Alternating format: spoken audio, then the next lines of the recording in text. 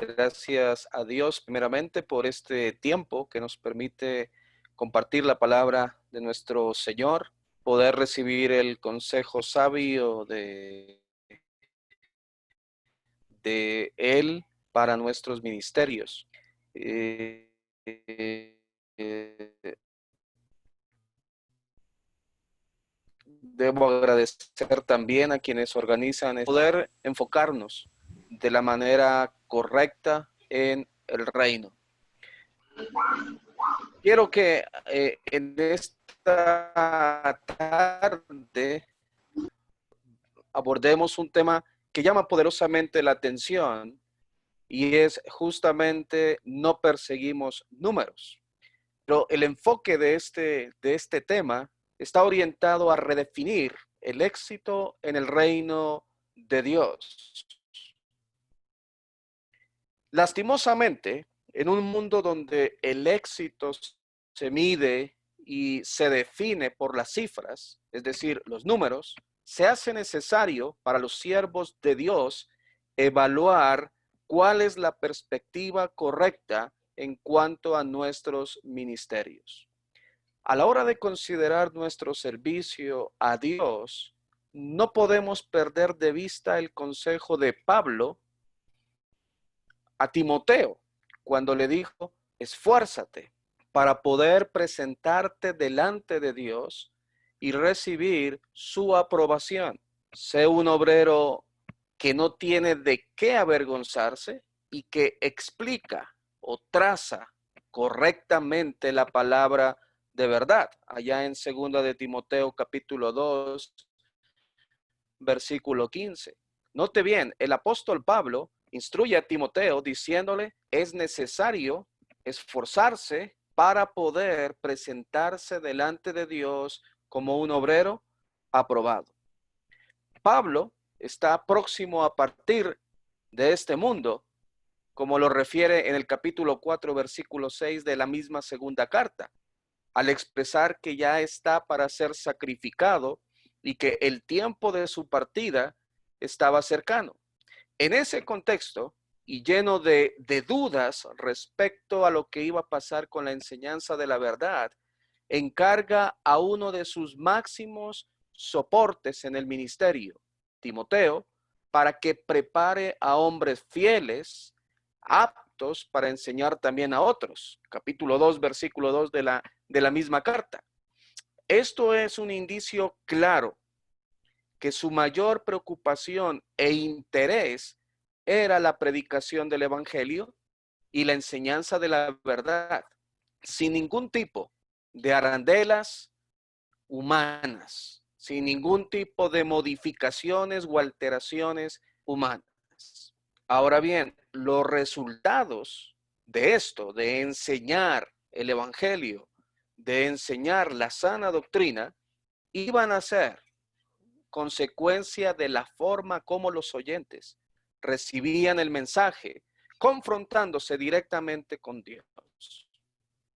No olvidemos que el apóstol Pablo se refirió a ellos en 1 de Corintios capítulo 3, versículo 6. Yo planté la semilla en sus corazones, Apolos la regó, pero fue Dios quien la hizo crecer. El crecimiento en el reino le corresponde a Dios.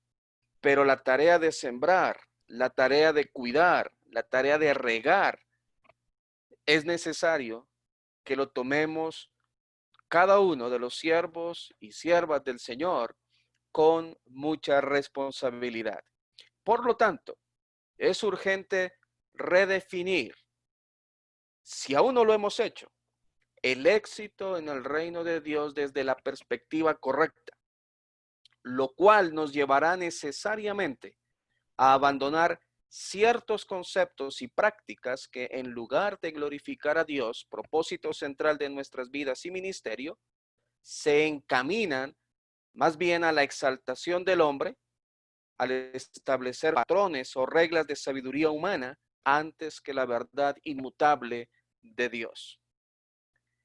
Quiero centrar entonces esta lección: no perseguimos números, sino redefiniendo el éxito en el reino en Primera de Corintios, capítulo 2, versículos 1 al 5. Allí nos vamos a enfocar en esta tarde, en donde sumada a la crisis moral y espiritual de la iglesia en Corinto, se añade un elemento muy común para el apóstol Pablo en cualquier lugar, que era justamente el de poner en tela de juicio su apostolado y ministerio. Esto lo llevó una y otra vez a presentar defensas sobre las diversas acusaciones de las que fue objeto. No obstante, su defensa siempre se fundamentó en la verdad y el respeto por la voluntad de Dios. Vamos a leer entonces el texto allí en Primera de Corintios, capítulo 2, versículo 1 al 5. Dice así la palabra. Así que, hermanos, cuando fui a vosotros para anunciaros el testimonio de Dios, no fui con excelencia de palabras o de sabiduría, pues me propuse no saber entre vosotros cosa alguna, sino a Jesucristo y a este crucificado. Y estuve entre vosotros con debilidad y mucho temor y temblor. Y ni mi palabra ni mi predicación fue con palabras persuasivas de humana sabiduría, sino con demostración del Espíritu y de poder, para que vuestra fe no esté fundada en la sabiduría de los hombres, sino en el poder de Dios. A la hora de redefinir o redireccionar el éxito en el reino de Dios, es importante, número uno, que el mensaje provenga directamente de Dios. Así lo señala el apóstol Pablo en el versículo 1. Cuando fui a vosotros para anunciaros el testimonio de Dios, no fui con excelencia de palabras mías, dice Pablo, o de sabiduría humana, sino directamente con el mensaje que viene de parte de Dios, directamente. Considero que la gran mayoría de ustedes, quienes nos están acompañando tanto aquí en la sala de Zoom como por Facebook, tienen conocimiento respecto a la problemática suscitada en Corinto. Mi intención no es abordar esa crisis, sino observar la naturaleza del ministerio de Pablo, que nos ayudará a comprender la perspectiva de Dios respecto a lo que Él persigue, no nosotros, sino a lo que Él persigue. A pesar de los grandes pergaminos intelectuales que acompañaban a Pablo, a pesar de su gran conocimiento de la ley judía y también la romana, a la hora de proclamar el evangelio y enseñar el consejo de Dios, tuvo mucho cuidado de hablar palabras, entre comillas, elevadas o de sabiduría impresionante, con el propósito de captar la atención de los demás hacia él, sino que usó de lo simple y claro que es Dios cuando se trata de comunicar su voluntad, que es buena, agradable y perfecta. Desafortunadamente, en el ejercicio de la predicación, algunos olvidan que somos representantes del mensaje divino y no, como decía alguien, carteros de nuestras propias cartas. En el afán de acuartelar la mayor cantidad de soldados posibles dentro de sus filas, muchos han llevado a emitir mensajes que están lejos de lo que Dios quiere, o simplemente acomodar algunos mandamientos para sus propios intereses, para que el anhelo real del Señor, que es la salvación del hombre, no se lleve a cabo. Amados consiervos, si realmente queremos ser buenos trabajadores en la viña, seamos responsables con el origen del mensaje que proclamamos. Es decir, que sea de Dios. Por más tentados que seamos o estemos para embellecer con elementos de nuestra propia cosecha, no lo hagamos. El mismo apóstol Pedro, allá en el capítulo 4, versículo 11 de su primera carta, dice que si alguno habla, que hable conforme a la palabra de Dios. Note bien, si alguno quiere hablar palabra de Dios, que sea palabra de Dios y no palabra de hombre, sabiduría humana, todo con el propósito de atraer adeptos a las causas de tal o cual hermano. En segundo lugar, es necesario a la hora de redefinir el éxito en el reino de Dios, entender que el mensaje debe conectar a Jesús, debe conectar a la cruz. Note lo que dice el versículo 2. Pues me propuse no saber entre vosotros cosa alguna, sino a Jesucristo y a este crucificado. El mensaje que predicamos no solo debe venir de Dios, sino que además debe conectar al hombre con Cristo y la cruz. Así lo entendía el apóstol Pablo. El mensaje tiene que atraer al hombre hacia Cristo, hacia la persona de Jesús y hacia la obra que Jesús realizó en la cruz. Jesús es el protagonista principal en el plan eterno de Dios para salvar al mundo. No soy yo ni lo es usted. El mensaje, por lo tanto, del Evangelio debe anclarse en Jesucristo. A la hora de redefinir el éxito del siervo de Dios en la viña, tendrá sí o sí que estar asociado con la persona y obra de Jesús aquí en la tierra. Es difícil cortar ese vínculo que nos une con Cristo y con su obra cuando predicamos el Evangelio. Lastimosamente, en el mundo religioso de hoy, la gente ha desconectado a Jesucristo del Evangelio y más bien se ha enfocado en la prosperidad, en la salud física, en el éxito humano, en el éxito terrenal y han perdido de vista lo que el apóstol Pablo menciona aquí en el capítulo 2, versículo 2 de Primera de Corintios. Que sea Jesucristo el mensaje, el tema central, y a este, dice Pablo, crucificado. Pablo lo entendió correctamente. Por ello dice que se propuso no saber cosa alguna, excepto a Jesucristo. El peligro de no hablar con claridad la palabra de Dios es que en vez de centrar el mensaje en quien es el centro, muchos se dejan cautivar por los mensajeros.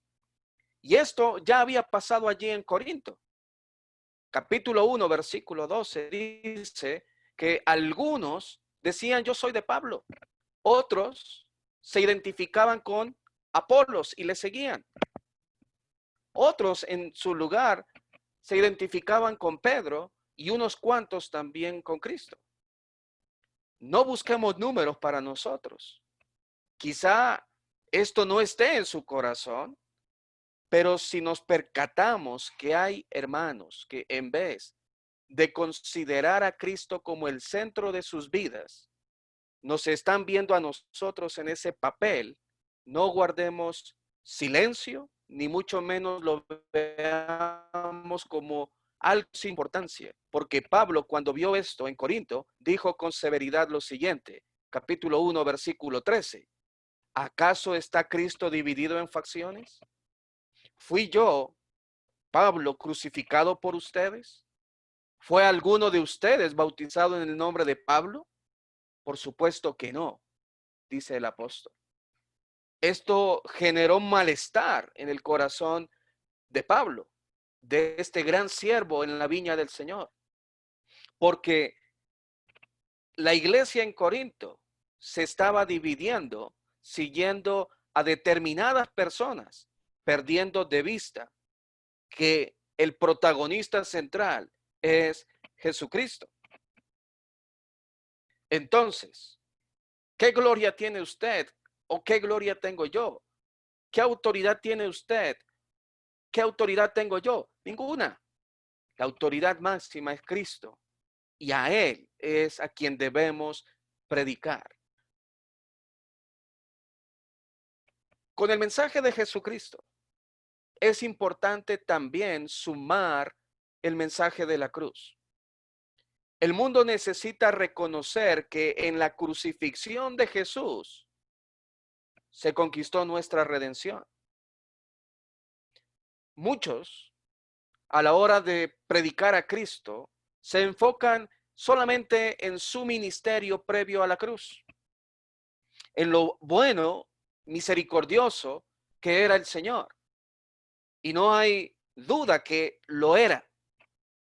Jesús mostró su amor, su bondad, su misericordia, sanando a los enfermos, resucitando a los muertos, dando consuelo a aquellos que estaban completamente destrozados en su corazón y haciendo una infinidad de obras que llamaron la atención poderosa del pueblo. Pero sabemos perfectamente que el propósito central por el cual Jesús vino a este mundo fue morir en la cruz. A eso Jesús vino a este mundo, a padecer, y él lo sabía muy bien. Cuando se acercaba la hora de su muerte, el apóstol Pedro le instó a que no fuera a Jerusalén si él sabía que iba a padecer allá. Pero Jesús tenía claro que el plan perfecto de Dios para con el hombre era morir en aquella cruz. Estaba profetizado, estaba anunciado y Jesús lo sabía desde la eternidad. Entonces, la cruz es importante de predicarse. Por eso, allá en el capítulo 1, versículo 18 de Primera de Corintios, dice el apóstol Pablo, la palabra de la cruz es locura. ¿A quiénes? A los que se pierden. Pero a los que se salvan, dice Pablo, esto es a nosotros, es poder de Dios. No podemos desligar a Cristo y la cruz. Y Pablo lo entendía perfectamente. Ese era el mensaje de Pablo, predicar a Jesucristo y a este crucificado.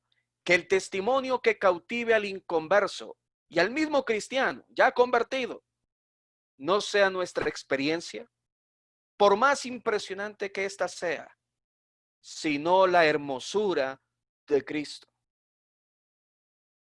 Estamos hablando de redefinir el éxito en el reino. Y esto se ve a través de cómo predicamos el mensaje, qué predicamos en ese mensaje. En tercer lugar, el mensaje debe comunicarse con espíritu humilde. Versículo 3, allí en el texto de 1 de Corintios capítulo 2. Y estuve entre vosotros con debilidad y mucho temor y temblor. Alguien hizo esta presentación de un texto bíblico dirigiéndose a estudiantes de una escuela de predicación. Abro comillas.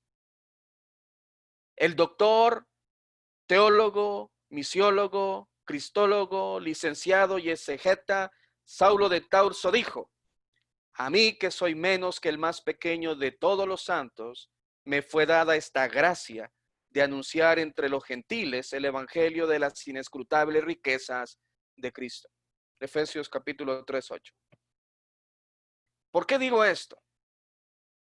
Porque Pablo tenía todos los títulos, tenía todos los reconocimientos, todo el bagaje y experiencia alcanzada por estudiar la ley del Antiguo Testamento y en este nuevo proceso de ir conociendo a Cristo.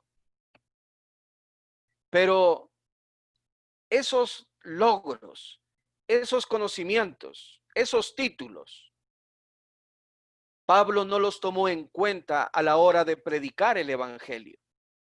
Es más adelante Pablo va a llamar todo eso, lo va a considerar como basura para ganar a Cristo, para conocer mejor a Cristo.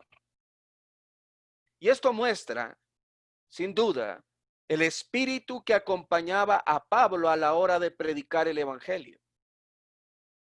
Ese espíritu fue el espíritu de un hombre humilde. A mí, que soy menos que el más pequeño de todos los santos. O como lo diría nuestro Señor Jesucristo, mostrar la pobreza de espíritu. Bienaventurados los pobres en espíritu.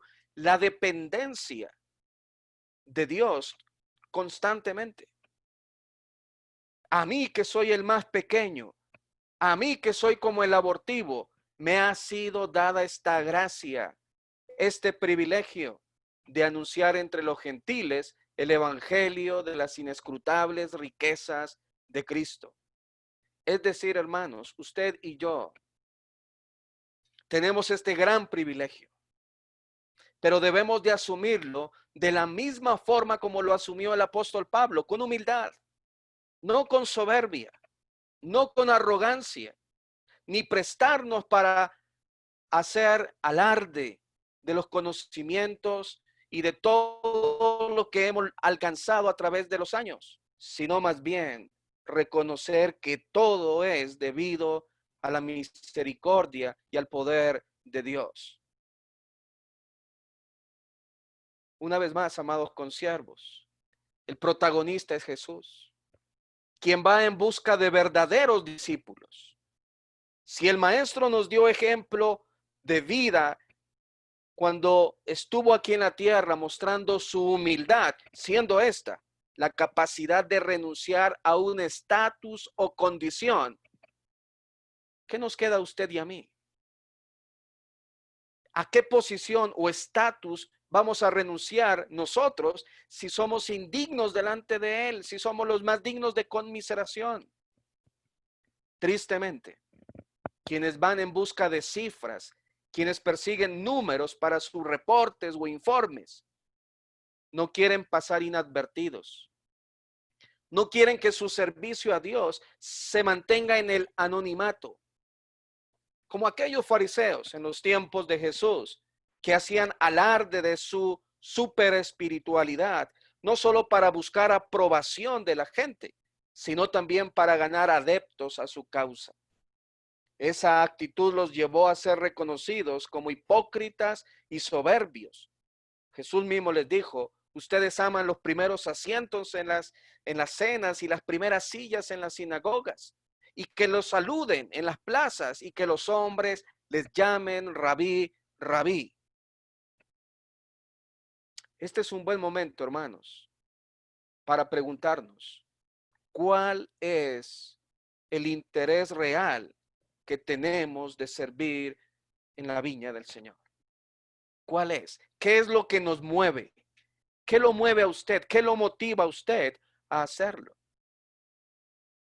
Muchos podrían ir detrás de los números con el propósito de reclutar personas para su causa, para completar su satisfacción humana y carnal. Lejos, hermanos, lejos esté de nosotros esos pensamientos, sino que acompañemos nuestro trabajo con el espíritu que el apóstol Pablo también lo presenta ya en 2 Corintios 10 versículo 1, cuando dice: ciertamente soy humilde. Literalmente traduce: ciertamente soy pequeño. Qué grande que es Pablo al reconocer su pequeñez. Los hombres y mujeres de Dios son grandes en la pequeñez de su servicio y ministerio cristiano. Hoy nosotros, cuando hablamos de Pablo, hablamos como de un gran hombre, un gran siervo de Dios. Y si estaría presente hoy, le rendiríamos honores por todo su servicio, por todo su trabajo y entrega. Sin embargo, él una y otra vez se muestra con la actitud correcta de un siervo de Dios. Soy humilde, soy pequeño, soy un abortivo. En cuarto lugar, a la hora de redefinir el éxito en el reino de Dios respecto al mensaje que comunicamos, ese mensaje debe ser poderoso en Dios. Primera de Corintios capítulo 2, versículo 4. Dice así: y ni mi palabra, ni mi predicación fue con palabras persuasivas de humana sabiduría, sino con demostración del Espíritu y de poder. Una vez más, Pablo se refiere a él, al cómo de la predicación. Y ahora se enfoca con mayor precisión en la forma de comunicar el mensaje de Dios. Quiero hacer una acotación antes de continuar. No es mi intención hacer creer, como algunos, quienes escudándose en que es mejor la calidad y no cantidad, abandonen su responsabilidad de cumplir con la misión encomendada por el Señor. No olvidemos que el deseo más profundo de Dios es la salvación de todos. El deseo más profundo de Dios es que ninguno se pierda, sino que todos procedan al arrepentimiento. Y si ese es el deseo de Dios y nosotros nos identificamos con él, por consiguiente es el mismo deseo nuestro, que todos se salven. Lejos entonces esté de mí el creer y enseñar tal cosa que contradice la voluntad de Dios. Dios no quiere cantidad, sino calidad. Sin embargo, quiero que entendamos, como siervos del Señor, que la orientación de la predicación se enfoque en quien tiene que enfocarse, en Dios y no en nosotros. De allí que Pablo, con su tremenda habilidad y bagaje religioso, renunció a cualquier tipo de persuasión que se desprenda de humana sabiduría para concentrarse en el poder de Dios, para concentrarse en la palabra de Dios, en la obra, en el Espíritu Santo, convenciendo al mundo de pecado, de juicio y de justicia, como también lo dice otra escritura. Si la gente ha de venir a Cristo, que sea atraída por la palabra de Dios, por la obra del Señor, por el poder de Dios y la acción del Espíritu Santo. El Evangelio, hermanos, es suficiente para acercar al pecador delante de Dios. No discursos ingeniosos, ni métodos persuasivos en la sabiduría humana. En cierta ocasión, una congregación hizo uso de varias estrategias, según ellos, para atraer a los vecinos a la iglesia. ¿Qué pasó cuando dejaron de hacer esas actividades? Pues sencillamente la gente dejó de congregarse.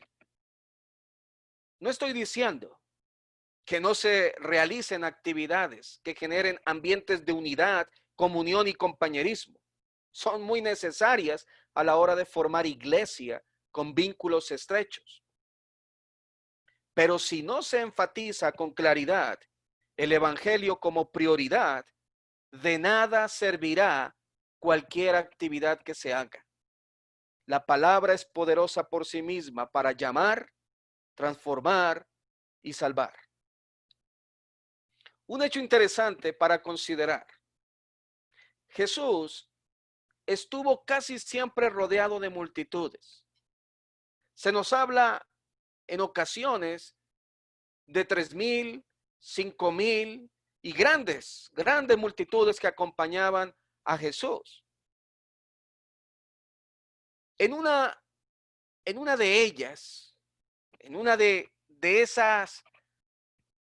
esos acompañamientos que el Señor tenía en su ministerio, al escuchar la multitud las palabras de Jesús, se molestaron y comenzaron a irse, diciendo que ese mensaje era muy duro.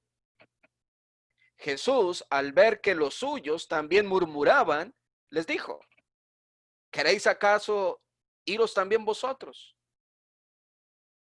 Jesús no estaba buscando admiradores, ni tampoco estaba en su mente el formar un club de fans. Él lo dijo siempre, quiero discípulos, pero quiero discípulos verdaderos. ¿Qué dijo el apóstol Pedro? Señor, ¿a quién iremos? Si tú tienes palabras de vida. Esto muestra con claridad que el mensaje de Cristo incomoda. Así lo sintió esa multitud que al escuchar las palabras del maestro comenzaron uno a uno a retirarse porque veían que la palabra era dura. Y los apóstoles, los discípulos del Señor en ese momento también estaban en entredicho respecto a si seguir o no. Por eso Jesús les dice, ustedes también quieren irse, pues váyanse. Entonces, Jesús quiere que aquellas multitudes que le estaban siguiendo, le sigan con los propósitos y motivos correctos. Y si así es el pensar del Señor respecto a sus seguidores, con mucha mayor razón lo es para aquellos que predicamos el Evangelio, aquellos que trabajamos en la viña del Señor. De todas aquellas multitudes que siguieron a Jesús, ¿cuántos realmente caminaron con él hasta el fin? Fueron pocos. Aunque su mensaje fue poderoso, el mismo Dios hablándoles, no le creyeron. Todo esto prueba una vez más que no todos están dispuestos a seguir al Señor cuando se trata de hacer cambios que exige la nueva vida en Cristo. Sin embargo, frente al mensaje facilista, cómodo, la gente lo acoge y fácilmente se convierten en seguidores de aquellos que promueven ese tipo de predicación, algo que nosotros no hacemos. En quinto lugar, para redefinir el éxito en el reino de Dios, el mensaje debe exaltar al Señor. Versículo 5. Para que vuestra fe no esté fundada en la sabiduría de los hombres, sino en el poder de Dios. La razón por la cual Pablo se excluye, y con justa razón, de ser el centro de la predicación, es para que la fe de aquellos que oyen el Evangelio y o son edificados, se fundamente en Dios y no en la sabiduría humana. Pensaba en estos días, si Pablo hubiese tenido en su corazón la intención de ganar seguidores para él, lo habría logrado con muchísimo éxito, porque tenía el don, tenía la capacidad y la habilidad para hacerlo. Pero esa habilidad y capacidad y talento lo hizo para el Señor, lo usó para el Señor. ¿Por qué? Porque él quería que la fe de la gente que escuchaba el mensaje esté fundamentado, cimentado en Cristo, en Dios y no en sabiduría humana. Este punto, hermanos, es muy delicado y que debe ser tratado con mucho énfasis dentro de nuestros ministerios. El apóstol se cuidó de no caer en el exhibicionismo de conocimientos académicos, logros humanos. Como lo dije anteriormente, todo eso él lo consideró como basura cuando se trata de ganar a Cristo. Hoy, tristemente, muchos consiervos en el afán de cumplir con metas cuantitativas, en términos simples, números, como por ejemplo cantidad de bautismos, miembros, actividades, ministerios, obras nuevas, etcétera. Y ahora, en la presente actualidad, esto de la tecnología, ¿cuántos nos siguen? ¿Cuántos likes tenemos? ¿Qué ha hecho? Se han enredado en diversas propuestas de carácter competitivo, como si esto fuese una empresa, o cualquier disciplina deportiva que busca un ganador, olvidando lo simple de la predicación, que es presentar a Cristo y a este crucificado. ¿Para qué? Para que todos lleguemos al mismo lugar, que es la vida eterna. No importa a cuántas personas hayas bautizado.